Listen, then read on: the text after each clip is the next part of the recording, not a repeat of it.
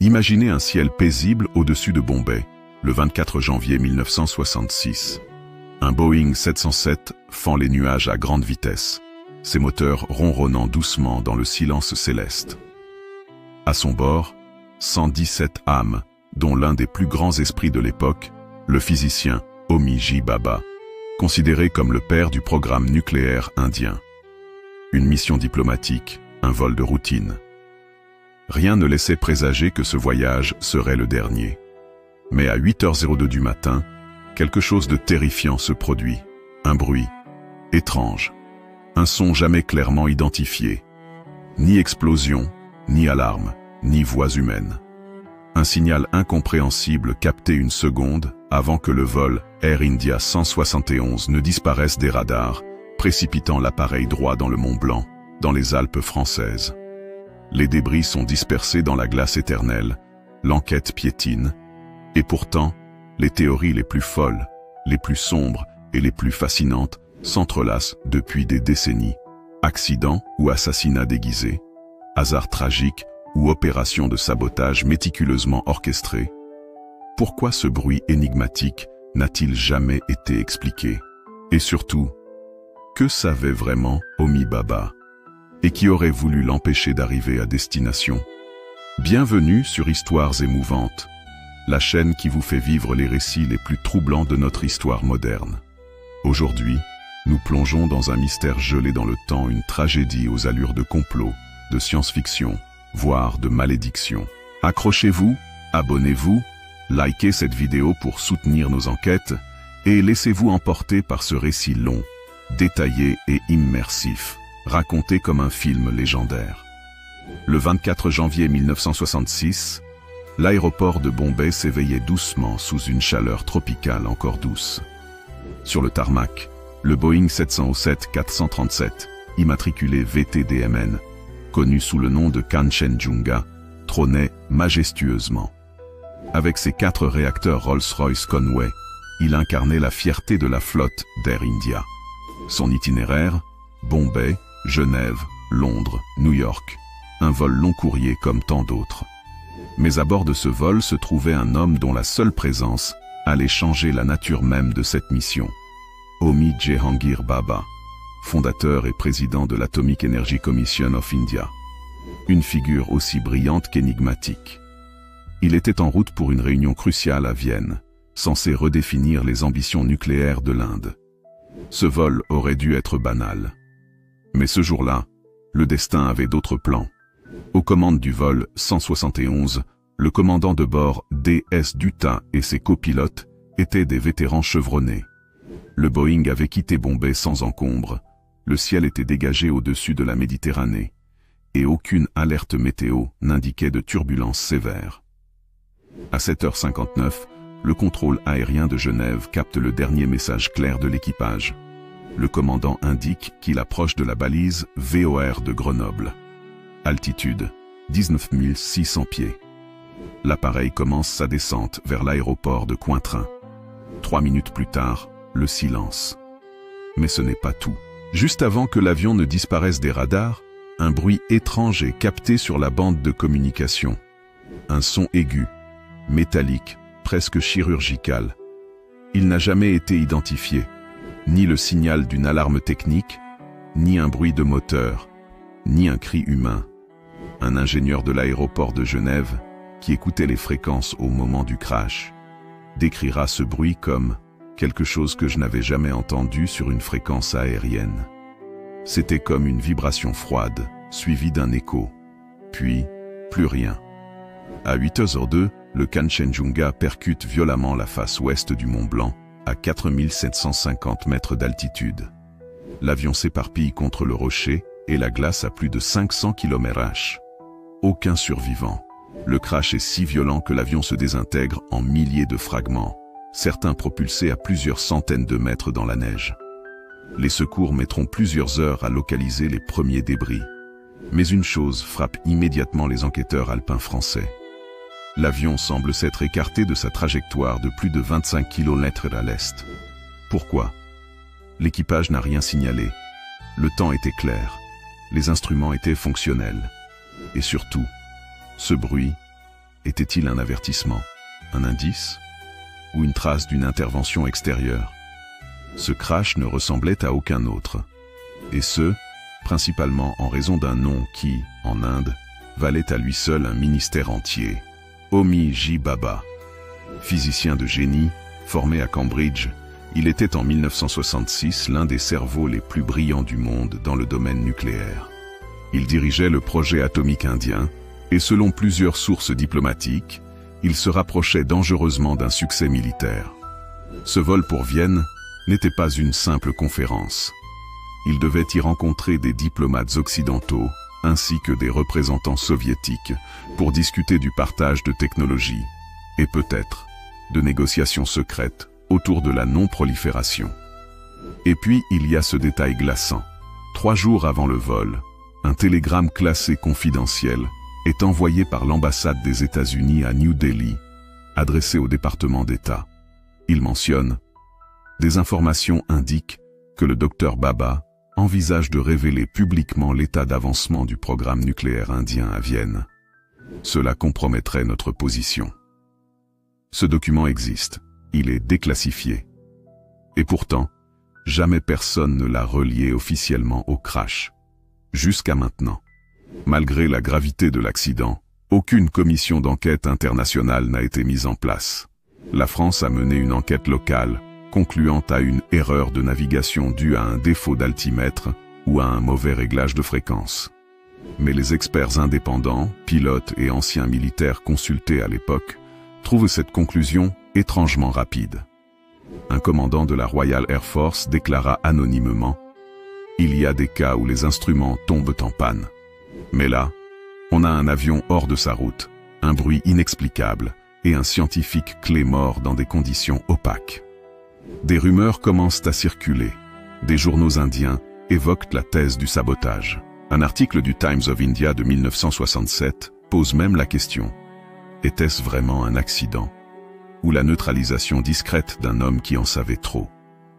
Et au cœur de ce doute persiste ce bruit étrange, que ni les ingénieurs, ni les techniciens du monde entier n'ont su expliquer. Depuis ce jour de janvier 1966, le Mont Blanc garde en son sein des fragments d'une vérité que personne ne semble vouloir exhumer. En 2008, un alpiniste découvre un morceau du train d'atterrissage de l'avion, pris dans la glace. En 2013, c'est une valise contenant des bijoux diplomatiques qui refait surface. Chaque nouvelle trouvaille relance les passions et les questions non résolues. Mais une chose reste immuable. Le vol Air India 571 s'est écrasé avec 117 passagers, sans raison officielle claire, avec un bruit que personne ne peut nommer. Ce n'est que le début. Dès les premières heures suivant l'impact du Boeing 707 sur le flanc gelé du Mont Blanc, les autorités françaises prennent la direction des opérations.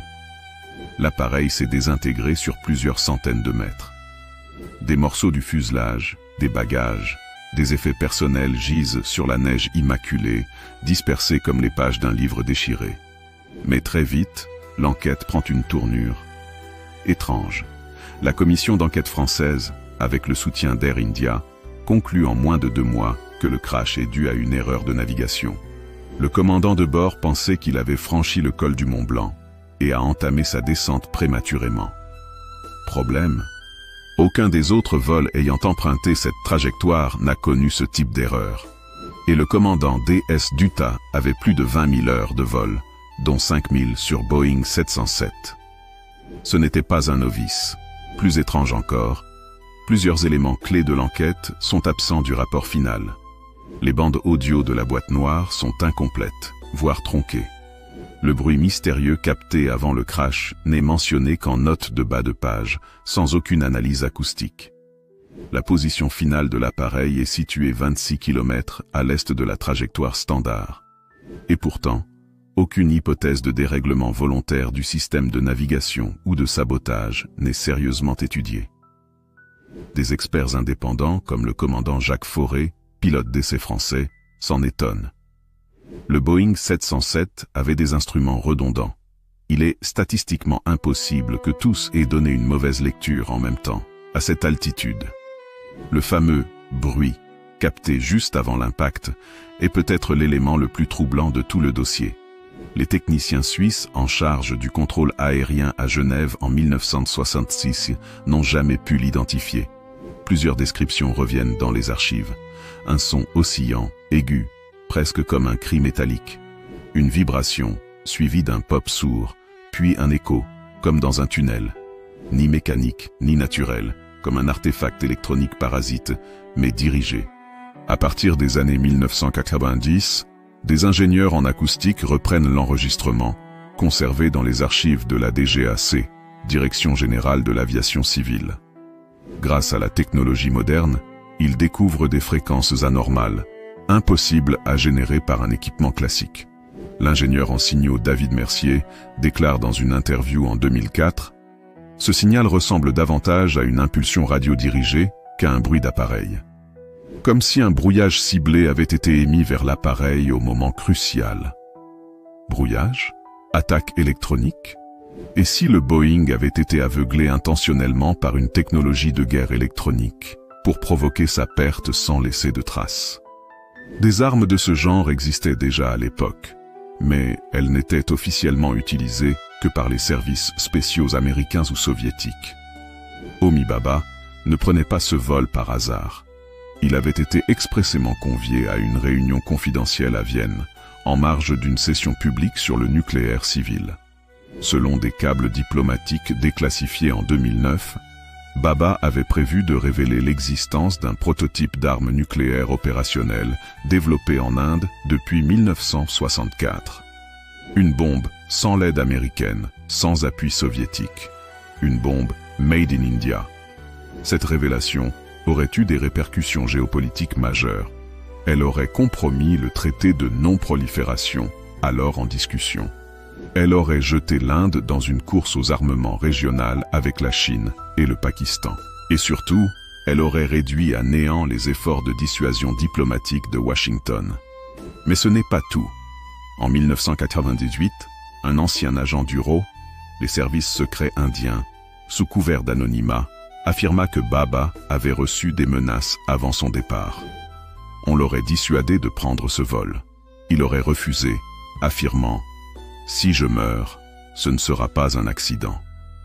En 1967, un ancien technicien d'entretien d'Air India basé à Genève, Prakash Rajan, est brièvement interrogé dans une enquête journalistique du Figaro Magazine. Il déclare avoir été témoin d'une opération non autorisée sur un Boeing Air India la veille du crash.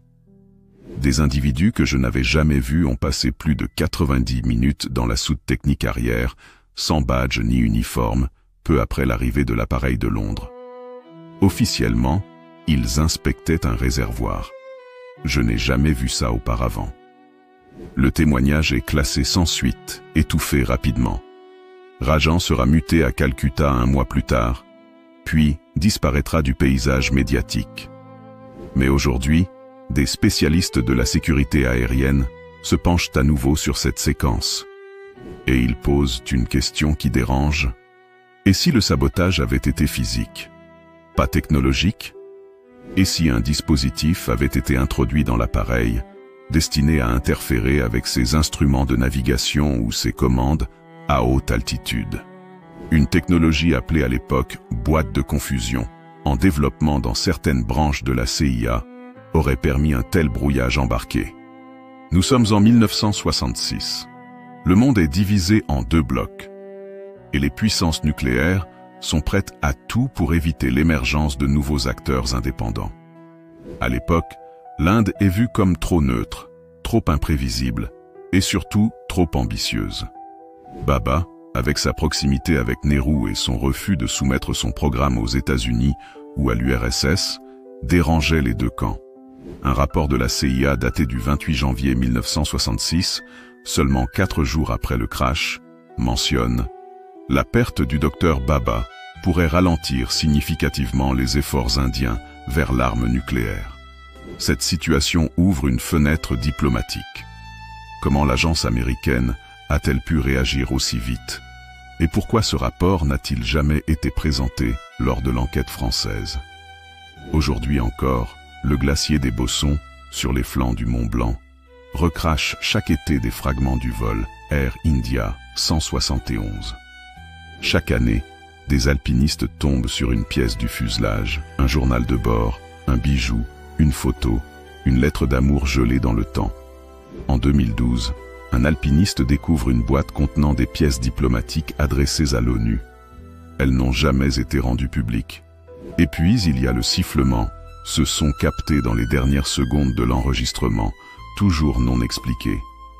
Certains ingénieurs pensent qu'il pourrait s'agir d'un transfert de fréquences radio étrangères, comme si l'appareil avait été attaqué par une source émettant à très haute puissance, désorientant les instruments. Mais personne n'a osé conclure. Pourquoi? Regardons les choses en face. La mort d'Homi Jehangir Bhabha, en janvier 1966, ne pouvait pas mieux tomber, pour certains.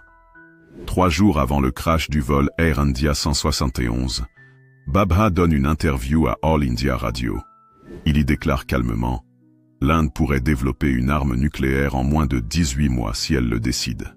Cette déclaration alerte les services de renseignement du monde entier. À Washington, au Kremlin, à Tel Aviv, à Pékin. Le lendemain, des rapports circulent à la CIA indiquant que Bhabha se rend à Genève avec des documents sensibles concernant le cœur d'un réacteur expérimental à plutonium que l'Inde serait en train d'exploiter en secret. Et soudain, l'avion transportant Bhabha percute une montagne par temps clair.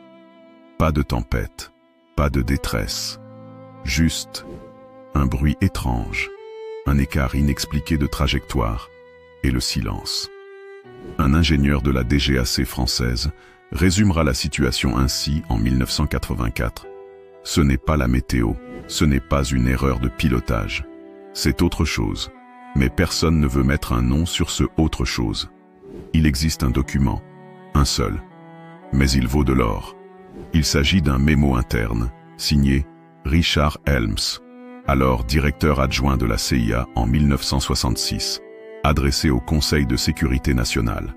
Ce document, déclassifié en partie en 2011, évoque l'option de neutralisation d'un obstacle stratégique indien en route vers l'Europe, dans un environnement discret. Le nom de Bhabha est partiellement censuré, mais lisible dans la marge d'un des feuillets. Ce document ne prouve pas l'action, mais il prouve qu'elle a été discutée. Et ce n'est pas le seul indice. Un ancien analyste de la CIA, Robert Crowley, aujourd'hui décédé, a été interviewé à la fin de sa vie par l'auteur Gregory Douglas. Il a déclaré sans détour « Nous avons eu à gérer le problème indien en 1966. Bhabha était incontrôlable. Un petit ajustement dans l'altitude, un signal radio et une montagne bien placée ont suffi. Aucun missile, pas de traces, juste un silence blanc. » Cette citation n'a jamais été confirmée par la CIA, mais elle circule dans les milieux spécialisés comme le témoignage le plus explosif lié à l'affaire. Dans les années 60, les États-Unis développaient un système de perturbation électromagnétique aérienne, surnommé Mirror Beam. Son but? Désorienter les systèmes de navigation embarqués en émettant un faisceau micro-ondes puissant, capable de dérégler les altimètres et les radios VOR. Les essais de ce dispositif avaient montré des effets secondaires inquiétants. Sons parasites dans les fréquences audio, échos métalliques dans les enregistrements, altération brutale de la trajectoire automatique. Un rapport de l'US Air Force, publié par erreur dans les années 90, explique que l'un des prototypes de Mirror Beam a été testé au-dessus de la Méditerranée en janvier 1966. Et devinez quoi? Le trajet du vol 171 passait justement dans la zone d'essai. Autre théorie, le Mossad, le célèbre service de renseignement israélien. Pourquoi Israël aurait voulu la mort d'Homi Bhabha? Parce qu'en 1965, l'Inde refuse de coopérer avec Israël sur le développement de technologies nucléaires civiles. Bhabha s'oppose personnellement à l'idée de partager les secrets atomiques avec une puissance régionale instable. Israël, à l'époque, est dans une course secrète à l'arme atomique avec l'Égypte. L'Inde, par sa neutralité et son influence, devient un obstacle. Selon des archives britanniques, le Mossad aurait proposé en décembre 1965 une opération ponctuelle de neutralisation indirecte, OMI-6, visant un scientifique indien incontrôlable. Le MI6 aurait décliné. Mais le plan était là.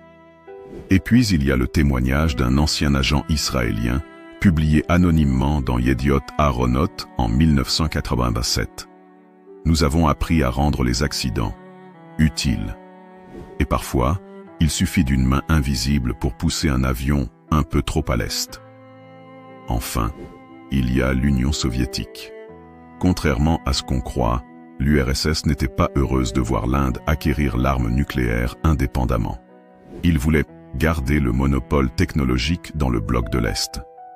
Des documents du KGB, rendus publics après la chute du mur de Berlin, indiquent que Baba envisageait de rompre les accords de coopération secrets avec Moscou, au profit d'un programme 100% indien.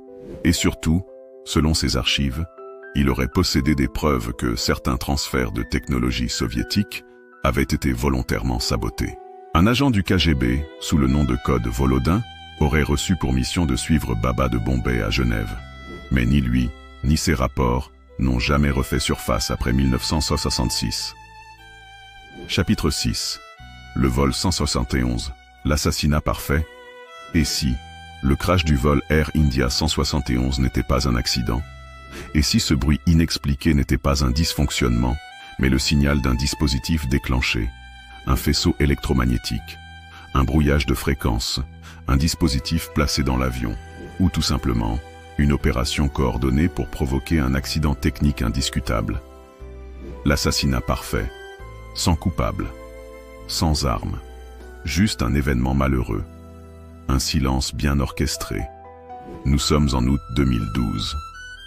Presque 50 ans après le crash, un alpiniste chevronné du nom de Daniel Roche découvre, sur le glacier des Bossons, une boîte métallique rectangulaire, semi-enfouie dans la glace vive.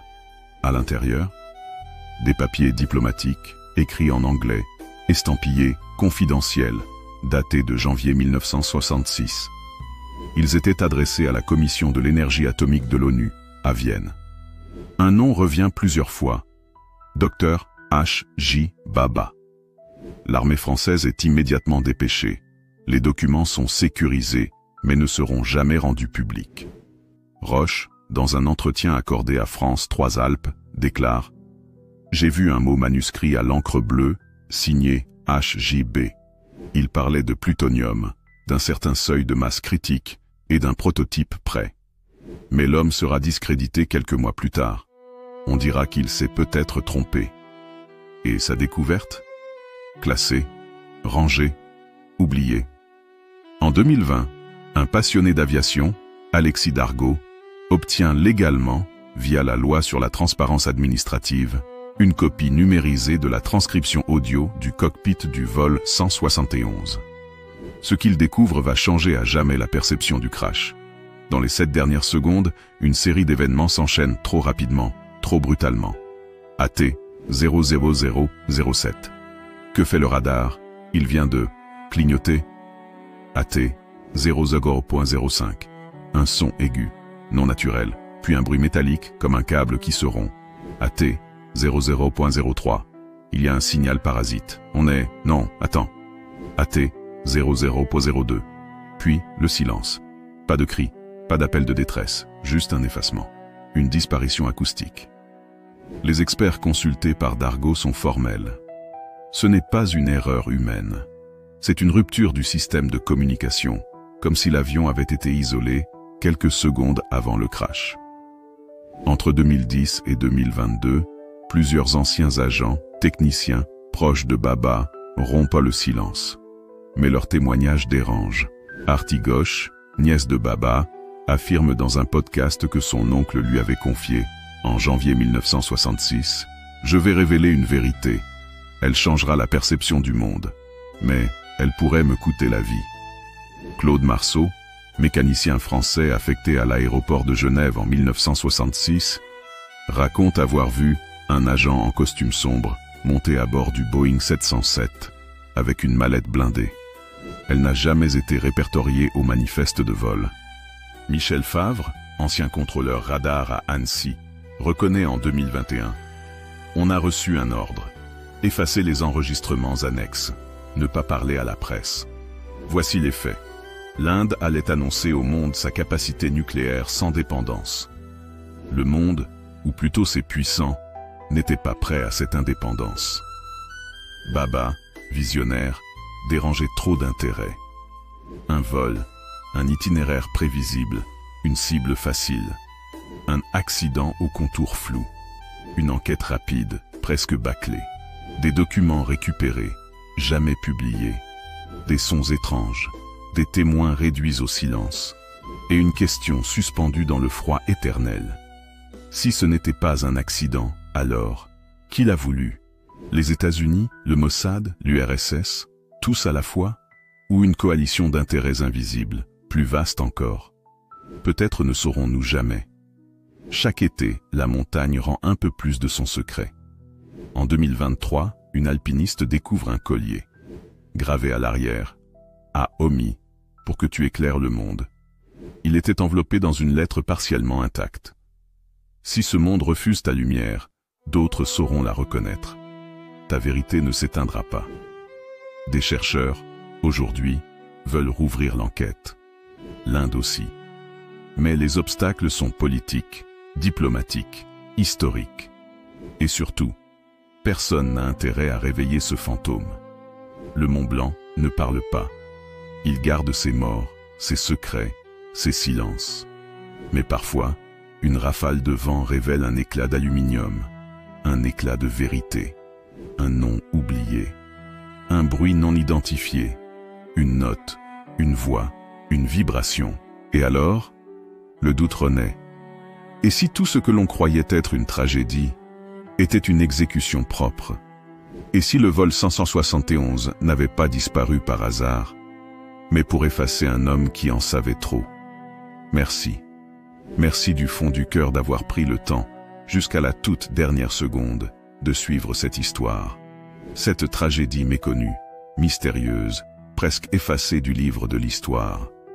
Le crash du vol Air India 171 n'est pas seulement un fait divers oublié dans le froid d'un sommet alpin.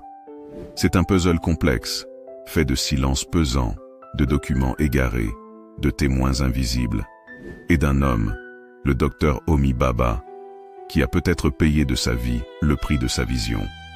À travers ce récit, vous venez de traverser un demi-siècle d'enquête, de secrets, de soupçons. Et si la vérité absolue demeure inaccessible, c'est ensemble, à travers la mémoire, que nous faisons revivre ces voix perdues. Merci à vous, membres de la communauté Histoires émouvantes, de soutenir ce travail de narration, de recherche et de transmission. Votre présence, vos commentaires, vos partages, ce sont eux qui donnent un sens à chaque minute de cette vidéo. Et c'est aussi grâce à vous que les vérités qu'on a voulu enterrer continuent de respirer. Si cette vidéo vous a touché, intrigué ou même bousculé, n'oubliez pas de liker, de vous abonner à la chaîne Histoires émouvantes et surtout, de laisser en commentaire ce que vous pensez réellement qu'il s'est passé. Car ici, votre voix compte. Parce que raconter l'histoire, ce n'est pas la figer, c'est l'éclairer à plusieurs. Encore merci, et à très bientôt, pour une nouvelle histoire qui ne vous laissera pas indemne.